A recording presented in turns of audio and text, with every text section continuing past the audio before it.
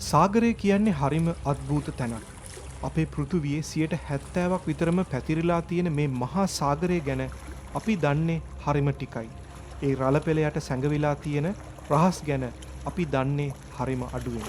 1817 අවුරුද්දේ ඇමරිකාවේ මැසචුසෙට්ස් වෙරළ ආසන්න ග්ලූස්ටර් කියන දීවර නගරය මුළු ලෝකයේම පුදුම කරපු, සමහර විට බීතියෙන් සලිත කරපු සිදුවීමකට සාක්ෂි දරුවා.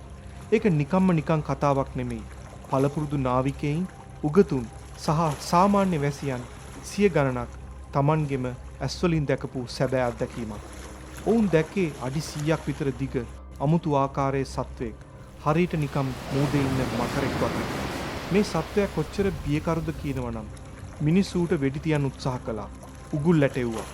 ඒත් මේ අద్భుත ජීවියා ඒ හැම දෙයකින්ම බේරිලා වරාය ඇතුලේ සැරිසැරුවේ හරියට ඒ ප්‍රදේශයේ අයිතිකාරයා වගේ. මේ ඉතිහාසයේ හොඳම සාක්ෂි සහිත මුහුදු රාක්ෂයෙක් දර්ශනය වෙච්ච අවස්ථාවක්. මහා සාගරය සංගවාගත් රහසක්. ඔයාලා එකතු වෙලා ඉන්නේ බ්ලැක් බොක්ස් රෙකෝඩ්ස් එක. ග්ලූස්ටර් කියන්නේ ඇමරිකාවේ හරිම ලස්සන, ඒ වගේම හරිම අద్භූත ඉතිහාසයක් තියෙන වෙරළබඩ නගරයක්. අට්ලාන්ටික් සාගරයේ රළු රළ පහරවල් වැදෙන කේප් ඇන් අර්ධද්වීපයේ පිහිටි මේ නගරය ඇමරිකාවේ පැරණිතම දීවර නගරයක්. මෙහි තිබෙනවා ගල්පරවලින් වැසුණු අලංකාර වරායක්.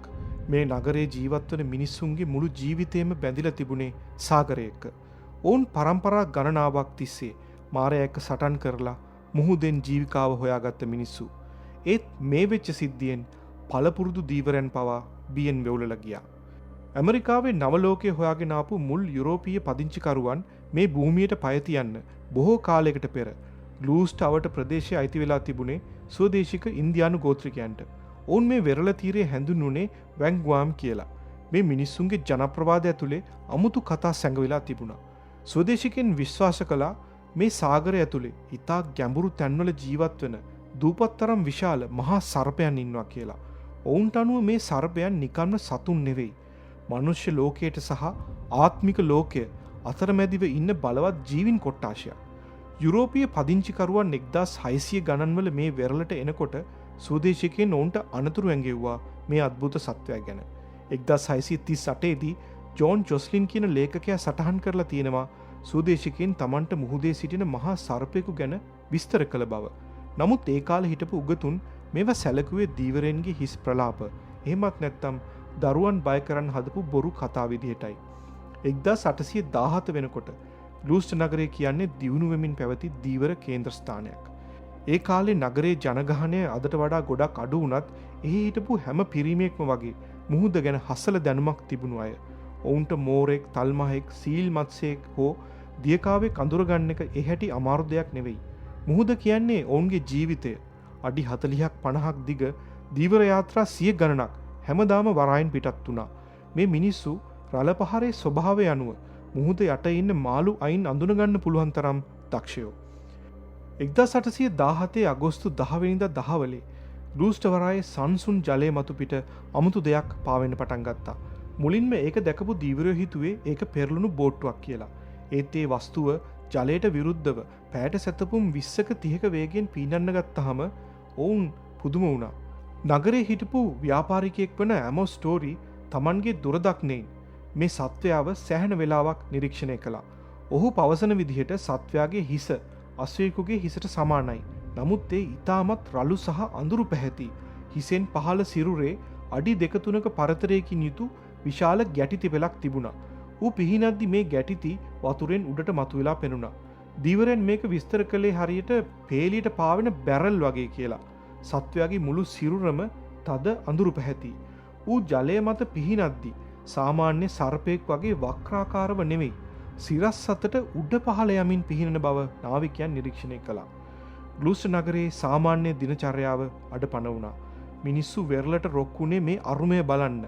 මේ සර්පයාව දැක බලා ගන්න බොස්ටන් නගරයේ සිට පවා මිනිස්සු කරත්තවලින් ග්ලූස්ටර් නගරයට පැමිණි බව සඳහන් වෙනවා.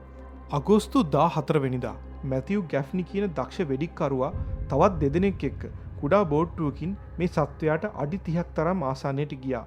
ගැෆ්නි සතුව තිබුණේ ඊටාම බලවත් තුවක්කුවක්. සත්වයා වතුර මතු පිට නිසල්මනේ ඉන්න වෙලාවක ගැෆ්නි හරියටම ඉලක්ක අරගෙන හිසටම වෙඩි තිබ්බා. ඔහු දිවුරා ප්‍රකාශ කළා තමාගේ උණ්ඩේ සත්වයාගේ හිසට නිවැරදිම වැදුණු බව.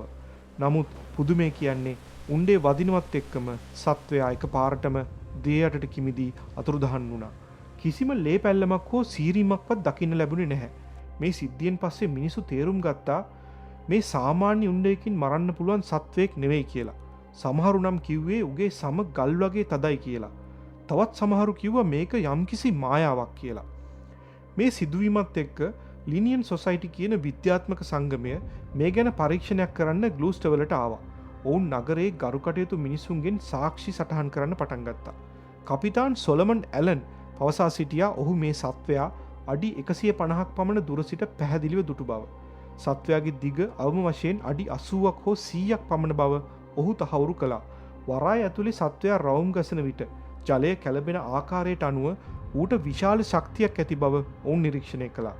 මේ අතරතුර වරාය අසලදී පිට ප්‍රදේශයේ ගැටිති වගේ තියෙන අමුතු හැඩයක් තිබුණු කුඩා සර්පයෙක්ගේ මල සිරුරක් හම්බ වුණා.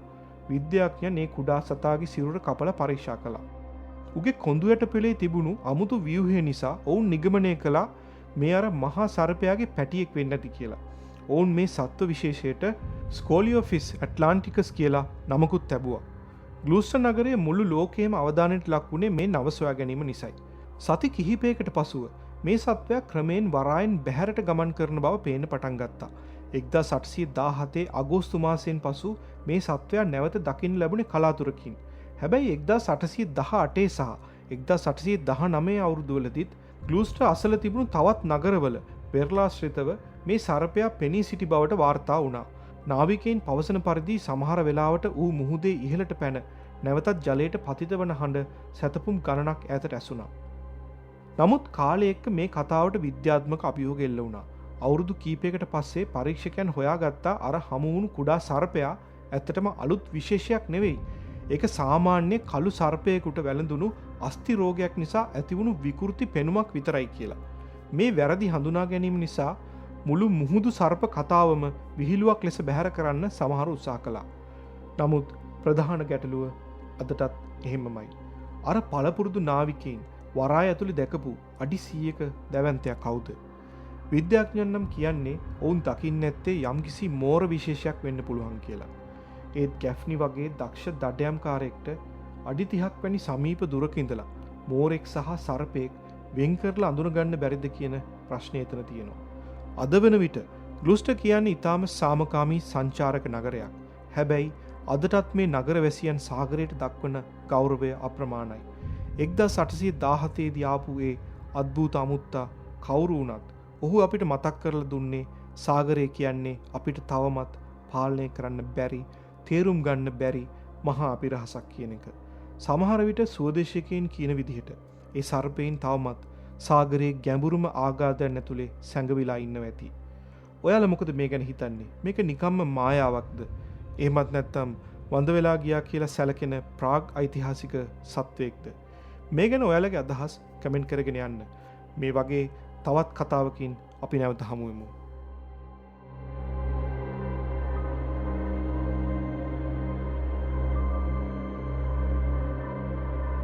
You